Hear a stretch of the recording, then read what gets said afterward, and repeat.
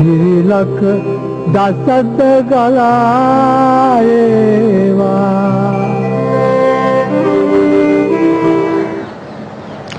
තෙරුවන් සරණයි ඔබ සියලු දෙනාට. ලෝ සත හට සිත සැලසූ මෙලොව පරලොව දෙලොවම සුගතියම සැලසූ උතුම් පාරිශුද්ධ නිර්මල ධර්ම රත්නය උපන් අනුස්මරණීය ඇසල පුරපසළොස්වක පොහෝ දිනය අදයි. රාජ මහා මාත්‍ය මන්දිරයේ සිට පැල්පත දක්වා සියලුම ධනන්විත යෝග්‍ය එදා මෙදා මතුදා කාලාත්‍රයේම වැඩ පිණිස මේ අති උතුම් පාරිශුද්ධ ධර්මස්කන්ධය වර්තමානයේ ලෝකයේ වෙත ගෙන යන උල්පතක් බඳු අරලියගහ මන්දිරයේ සිට දසත ගලා යන අමාදම් සිසිලස ධර්මදේශනය අද දවසේත් ආරම්භ කරන්නටයි සුපින්වත්නි මේ සූදානම් වන්නේ. අධිකරු ජනාධිපතිතුමන් බුදුන් විශේෂ මල් පූජා කොට පහන් දල්වා දැන් අද ධර්මදේශකයන්න් වහන්සේට දැහැත් වට්ටියක් පූජා කොට ධර්මදේශනය සඳහා ආරාධනා කරන අවස්ථාව. ප්‍රඥා සම්පන්න බැහැමි ජන සමාජයක් බිහි කිරීමේ අරමුණින් අධිකරු ජනාධිපතිතුමන්ගේත් ජනාධිපති ආර්යාවගේත් ආශිර්වාදයේ ඇතිව අරලියගහ මන්දිරයේ පැවැත්වෙන මේ අමාදම් සිසිලස ධර්මදේශනා මාලාවේ 113 වන ධර්මදේශනයයි. සුපින්වත්නි අද ධර්මදේශකයන්න් වහන්සේ මහව ඉහළගම ගල්ලෑවිහිර ආරණ්‍ය සේනාසන වාසී විනයාචාර්ය කම්මඨානාචාර්ය අවසරයි ගෞරවාර්හ උඩුදුම්බර කාශ්‍යප ස්වාමින් වහන්සේ. අප සාදු නද පවත්වා උන්වහන්සේට ධර්මදේශනය සඳහා ආරාධනා කරමු. හැමදිනම ධර්මස්ථානයට ප්‍රථමයෙන් තුන් වතාවක් নমස්කාරය කියමු. නමෝ තස් භගවතු වරහතෝ සම්මා සම්බුද්දස්ස. නමෝ තස් භගවතු වරහතෝ සම්මා සම්බුද්දස්ස. නමෝ තස් භගවතු වරහතෝ සම්මා සම්බුද්දස්ස. බුද්ධං සරණං ගච්ඡාමි. බුද්ධං සරණං ගච්ඡාමි. ධම්මං සරණං ගච්ඡාමි. ධම්මං සරණං ගච්ඡාමි. සංඝං සරණං ගච්ඡාමි. සංඝං සරණං ගච්ඡාමි. ဒ ුතියම්පි බුද්ධං සරණං ගච්ඡාමි. ဒ ුතියම්පි බුද්ධං සරණං ගච්ඡාමි.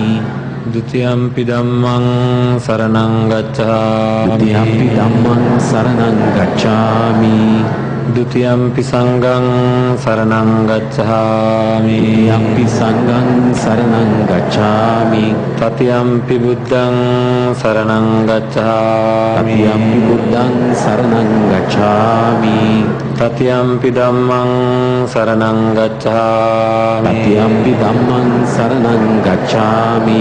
තතියම්පි සංඝං සරණං ගච්ඡාමි. තතියම්පි සංඝං සරණං ගච්ඡාමි. සරණාගමනං සම්පූර්ණං ආමපන්තේ පානාති පාතා වේරමණී සික්ඛාපදං සමාදියාමි. පානාති පාතා වේරමණී සික්ඛාපදං සමාදියාමි. අදින්නාදානා වේරමණී සික්ඛාපදං සමාදියාමි. අදින්නාදානා වේරමණී සික්ඛාපදං සමාදියාමි. කාමේසු මිච්ඡාචාරා වේරමණී සික්ඛාපදං සමාදියාමි. කාමේසු මිච්ඡාචාරා වේරමණී සික්ඛාපදං සමාදියාමි. මුසාවාදා වේරමණී සික්ඛාපදං සමාදියාමි. මුසාවාදා වේරමණී සික්ඛාපදං සමාදියාමි. සුරාමේරය මජ්ජපමා දට්ඨානා වේරමණී සික්ඛාපදං සමාදියාමි. සුරාමේරය මජ්ජපමා දට්ඨානා වේරමණී සික්ඛාපදං සමාදියාමි. තිසරණේන සද්දින් පංචශීලං ධම්මං සාදුකං සුරක්ඛිතං කତ୍වා අප්‍රමාදේන සම්පාදේ තබ්බං.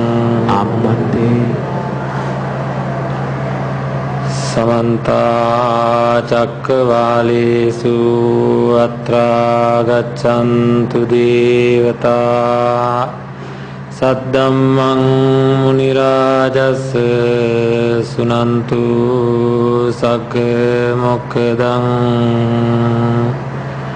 ධම්මස්සවන කාලෝ අයං භදංතා ධම්මස්සවන කාලෝ අයං භදංතා ධම්මස්සවන කාලෝ අයං භදංතා නමෝ තස්ස භගවතු අරහතෝ සම්මා සම්බුද්දස්ස නමෝ තස්ස භගවතු අරහතෝ සම්මා සම්බුද්දස්ස නමෝ තස්ස භගවතු අරහතෝ සම්මා සම්බුද්දස්ස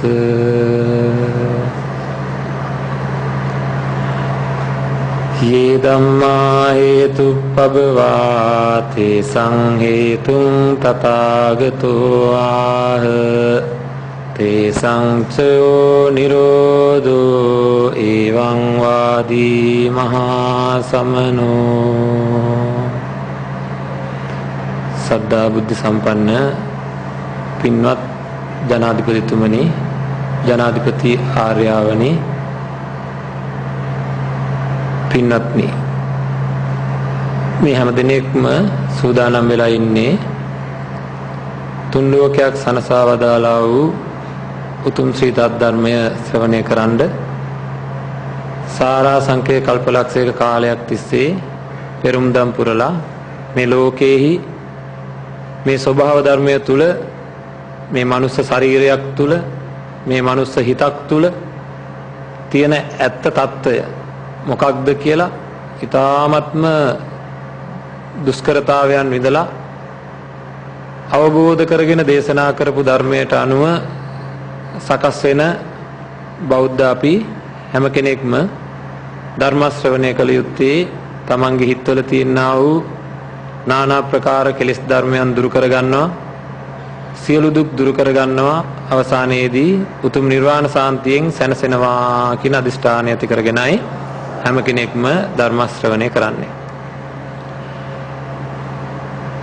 බුදු කෙනෙක් මේ ලෝකෙට පහළ වෙලා දේශනා කරපු ධර්මය දායාද කරගන්න අය මහා පුදුම භාග්යක් ලබන්නේ වෙන කුමක්වත් නිසා නෙවෙයි.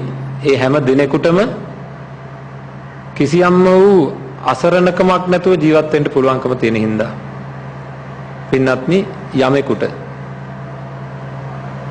නැගිට ගන්න උවමනාව තියෙන කෙනෙකුට නැගිට ගන්න පුළුවන්කම නැත්තම්, කතා කරන්න උවමනාව තියෙන කෙනෙකුට කතා කරගන්න පුළුවන්කම නැත්තම්, ගැටලුවක් තියෙන කෙනෙකුට විසඳුමක් නැත්තම් අන්න ඒ අයට අපි කියනවා අසරණයි කියලා. ගැටලුවක් තියෙන කෙනෙකුට විසඳුමක් නැත්තම් කියනවා අසරණයි කියලා. උතුම් බුදු කෙනෙක් ලෝකෙට පහළ වෙලා දේශනා කරපු ධර්මය තුල හැසිරෙන අය කවදාක්වත් අසරණකමකටපත් වෙන්නේ නැහැ. ඇයි අසරණකමකටපත් වෙන්නේ නැත්තේ? මේ ලෝකේ යම් දෙයක් සිද්ධ වෙනවද ඒ සිද්ධ වෙන හැම දෙයකටම හේතුවක් තියනවාය කියන එක බුදුරජාණන් වහන්සේ දේශනා කරලා තියෙනවා. ඒ හේතුවක් තියනවා කියලා විතරක් දේශනා කරලා තිබුණා නම් විතරක් මිනිස්සු අසරණ වෙනවා. තියනවා කියලා දේශනා කරලා විතරක් නෙවෙයි, ඒ හේතුව මොකක්ද කියලා පැහැදිලි කරලා දීලා තියෙනවා. හැම දෙයක්ම හේතුවක් ඇතුව සිද්ධ වෙනවා. ඒ හේතුව කුමක්ද කියලා පැහැදිලි කරලා දීලා තියෙනවා. ඒ විතරක් නෙවෙයි, ඒ හේතුවේ නැති කිරීමක් තියෙනවා කියලා හොඳින්ම පැහැදිලි කරලා තියෙනවා. එපමණක් විතරක් නෙවෙයි, ඒ හේතුව නැති කරන ක්‍රමවේදය මොකක්ද? යම් ඵලයක් මේ ලෝකේ තියෙනවද? අන්න ඒ තියෙන ඒවට හැම දෙයක්ම හේතුවක් නැතුව කිසි දෙයක් සකස් වෙන්නේ නැහැ. ඒ විතරක් නෙවෙයි, ඒ හේතුව නැති කරන්නත් පුළුවන්. ඒ නැති කරන මාර්ගයක්, ක්‍රමවේදයක් තියෙනවා කියලා දේශනා කරලා තියෙනවා. ඒකින්ද අපි හැමෝම එකතු වෙලා මෙවැනි ප්‍රබල ධර්මයක් ලැබිච්ච වෙලාවේ හැමෝම විමසන්න ඕනේ අපිට තියෙන ගැටලුව මොකක්ද කියලා. අපිට තියෙන ගැටලුව මොකක්ද කියලා. පින්වත් ජනාධිපතිතුමනි, අපිට මේ ලෝකේ තියෙන විශාලම ගැටලුවක් විදිහට පේන්න තියෙන දෙයක් තමයි අපේ මේ ජීවිත අරන් යනකොට හැම කෙනෙක්ම කල්පනා කරලා බලන්න. එක එක්කෙනාට මේ ලෝකය දැනෙන්නේ හැඟෙන්නේ එක එක විදිහට. ඇහැට පේන රූප, කනට ඇහෙන ශබ්ද, නාසයට දැනෙන ගන්ධ ආදී වශයෙන් මේ ලෝකයේ තියෙන ජීවි අජීවි වස්තු එකිනෙකාට අරමුණු වෙනවා.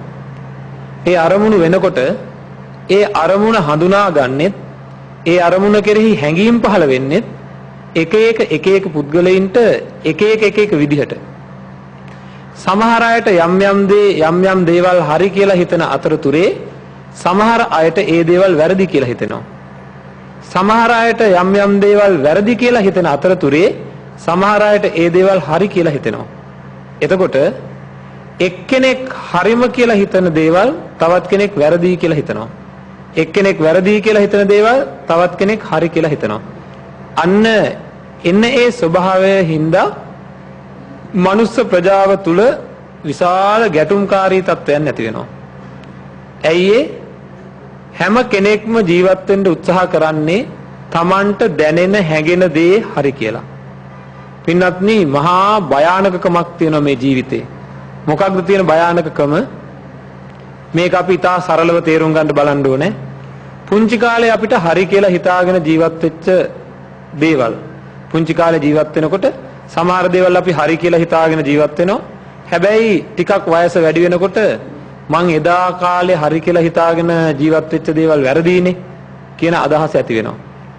මැදි වයසට එනකොට තමයි ඒ දේ සිද්ධ වෙන්නේ. මැදි වයසේදී හරි කියලා හිතාගෙන ජීවත් වෙන දේවල් පරිණත වයසට එනකොට හිතෙනවා ඒ දවස්වල මං හිතාගෙන හිටිය දේවල් වැරදි කියලා.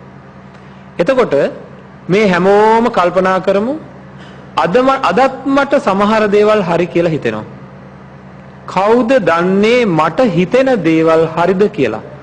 පසු කාලීනව මට තේරුණොත් මට හිතෙන දේවල් වැරදි කියලා. මේ ලෝකේ යම්කිසි ඇත්තක් තියෙන්න ඕනේ.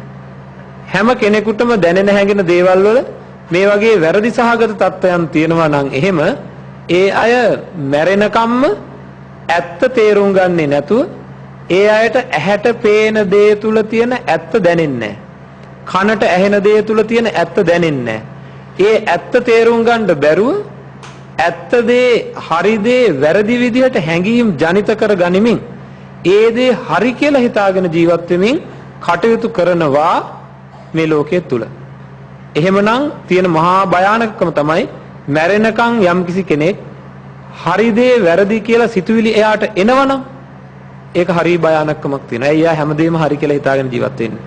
අන්න ඒ ස්වභාවයක් මේ ලෝකයේ මනුස්ස సంతානවල තියෙන හින්දා.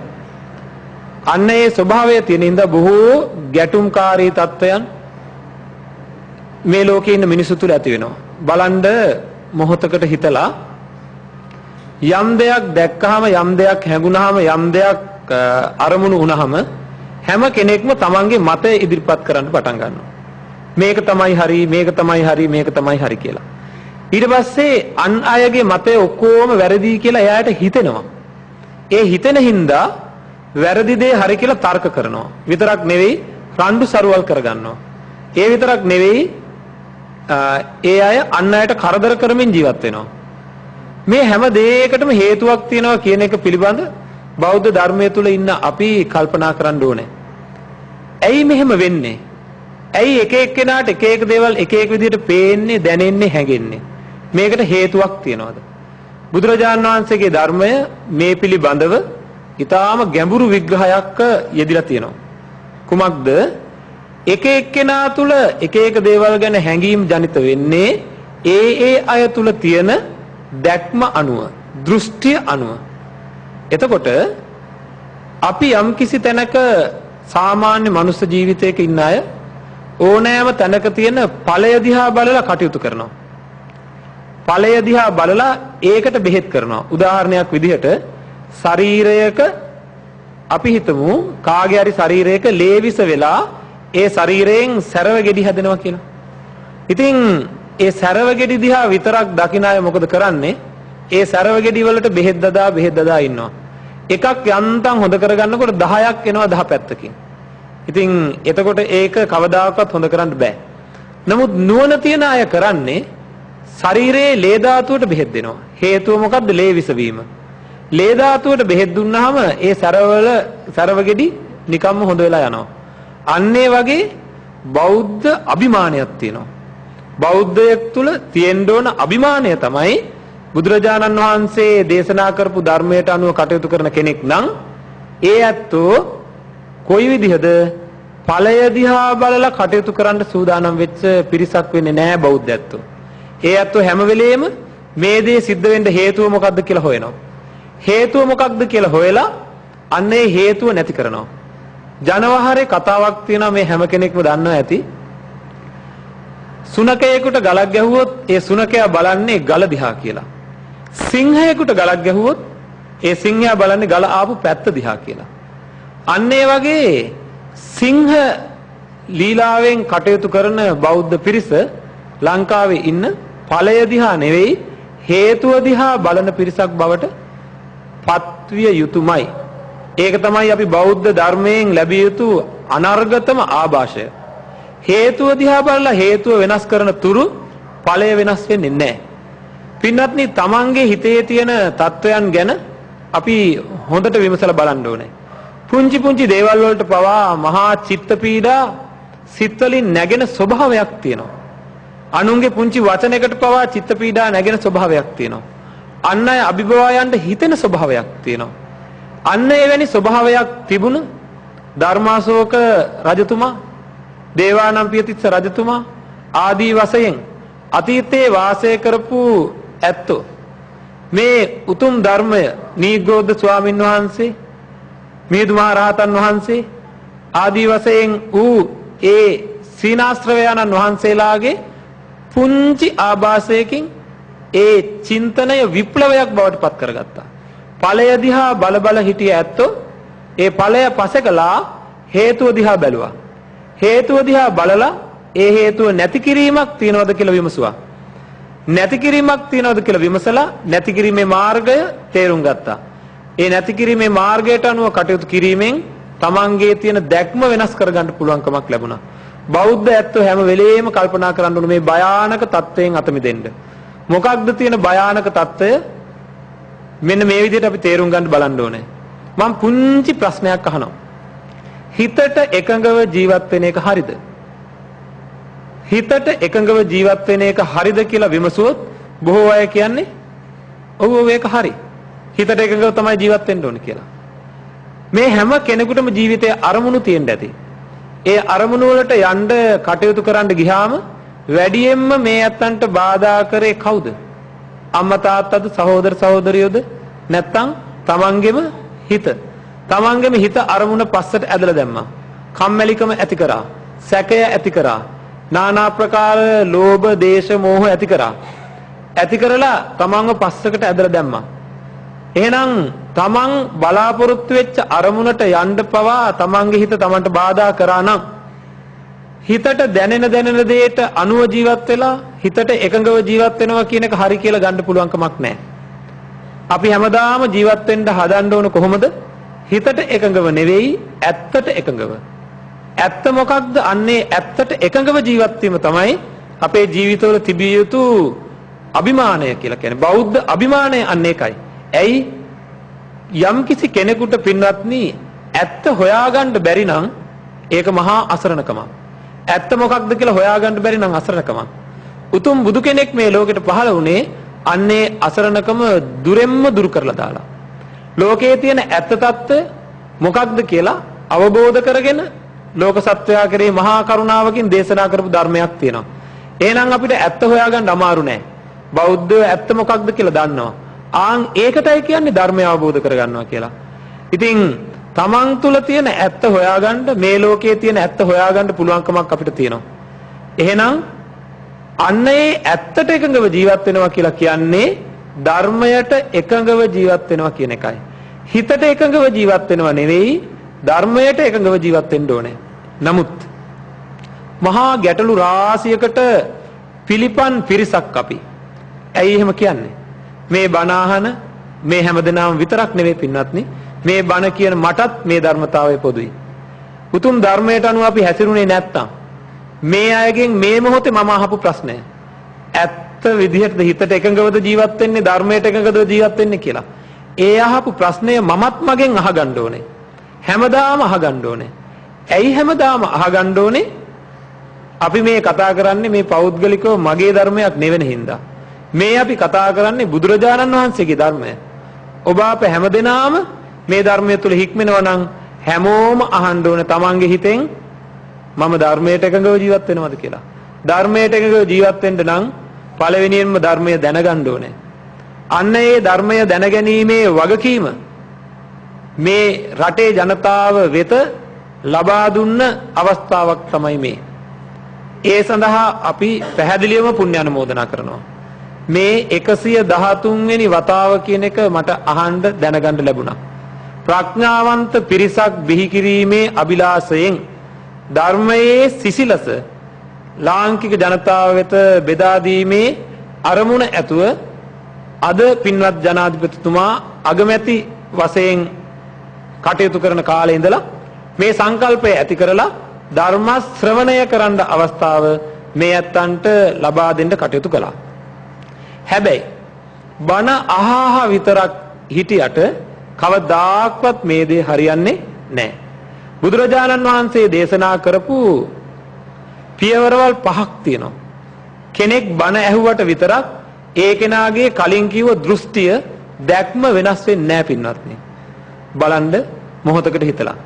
හොඳ කරුණාවන්ත කෙනෙක් අපිට හම්බුනොත් හොඳට කරුණාවන්තව ජීවත් වීමේ අගය ගැන හොඳ ධර්මයක් ශ්‍රවණය කරන්න ලැබුණොත් මේ පින්වත් බොහෝ අය කල්පනා කරන්නේ නැද්ද මමත් මෛත්‍රියෙන්ම ඉන්න ඕනේ මමත් බොහෝ මෛත්‍රියෙන්ම ජීවත් වෙන්න මෛත්‍රියෙන්ම කතා කරන්න ඕනේ හැම වෙලේම මෛත්‍රී සාගතව ඉන්න ඕනේ කියලා. හැබැයි මොකද වෙන්නේ? පොඩ්ඩක් තරහ ගිය ගමන් අරව එකක්වත් මතකද? එකක්වත් මතක නැහැ. ඔන්න පරුස වචන රාශියක් කියනව නෙවෙයි කියවෙනවා. මිනිස්සු කොච්චර මෛත්‍රියෙන් ඉන්න ඕන කියලා බණ ඇහුවත් පරුස වචන රාශියක් කියවෙනවා. බලන්න මොකද එහෙම වෙන්නේ? තරහ ගිය වෙලාවට. හැබැයි පස්සේ මොකද වෙන්නේ? පස්සේ ආයසරයක් අර තරහ කියන එක අයින් වුණාට පස්සේ කල්පනා කරන අපරාධි මම මේක කිව්වේ. අපරාධි මට මේක කියන්න උනේ. පස්සේ කියන මට ඒ තරහ ගිහිලා තිබ්බේ. ඒකේ තරම් ගණන් ගන්න එපා. අන්න බලන්න පින්වත්නි. මොකක්ද මේ ජීවිතේ? අපි මේ කරන කියන දේවල් ඔක්කොටම අපේ හිත ඇතුලේ ඇතිවෙන චේතනාව නැත්නම් හැඟීම කියන එක ප්‍රබලවම බලපානවා. හැඟීමක් ජනිත වෙන විදිහ ගැන අපි හොයාගත්තේ නැත්නම් හැඟීමක් ප්‍රබල කරගන්න විදිහ ගැන හොයාගෙන Tamanට අවශ්‍ය කරන හැඟීම යහපත් චේතනාවන් ප්‍රබල කරගත්තේ නැත්නම් Tamanගේ හිත තුල අයහපත් චේතනාවන් අයහපත් හැඟීම් දුබල කරගත්තේ නැත්නම් Tamanගේ හිත තුල කොච්චර බණ ඇහුවත් මේ කටයුත්ත හරියන්නේ නැහැ. ඒකින්ද බණ අහලා විතරක් කවදාක්වත් මේක හරියන්නේ නැහැ. Tamanගේ චිත්ත අභ්‍යන්තරයෙන් නැගෙන හැඟීම සකස් කරන්න ඕනේ. අන්න ඒක සකස් කරන විදිහ දේශනා කළා. කොහොමද සුතා ශ්‍රවණමය වශයෙන් ඉස්සෙල්ලාම අවශ්‍යයි කෙනෙකුට ශ්‍රවණය කරන්න ඕනේ. දතා කියලා කියන්නේ ධාරණය කරගන්න ඕනේ. අහන බණ ධාරණය කරගෙන වචසා ಪರಿචිතා තමන්ගේ පැත්තෙන් පේලියට එක ගලාගෙන එන විදිහට තමන්ගේ හිතෙන් සකස් කරගන්න ඕනේ. හරියට කටපාඩම් කරගන්නවා වගේ.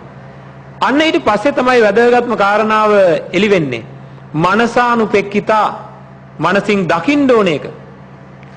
එන්නේ මේ මනසින් දකින කෙනෙකුගේ හිත වෙනස් විපරීත වෙනවා. විපරීත හිත සකස් වෙනවා පින්වත්නි. වැරදි ආකල්ප සකස් වෙනවා. අන්නේ සකස් වෙන එකට කියනවා දිට්ඨියා සුප්පටි විද්දා කියලා. දෘෂ්ටිය ඍජු වෙනවා කියලා. මෙන්න මේ දෘෂ්ටිය ඍජු වුණාට පස්සේ එයා ඇහෙන් කනෙන් නාසයෙන් දිවෙන් ශරීරයෙන් අරමුණු ගන්නකොට එයාට ලෝකේ ඇත්ත ඇති හැටියෙන් පේන්න පටන් ගන්නවා. ලෝකේ ඇත්ත ඇති හැටියෙන් පේන්න පටන් ගන්නවා. මේ කියපු ධර්මය උදාහරණත් එක්ක ඊටාම පුංචි විමසීමක් කරන්න අපි බලාපොරොත්තු වෙනවා. මෙන්න මෙහෙම.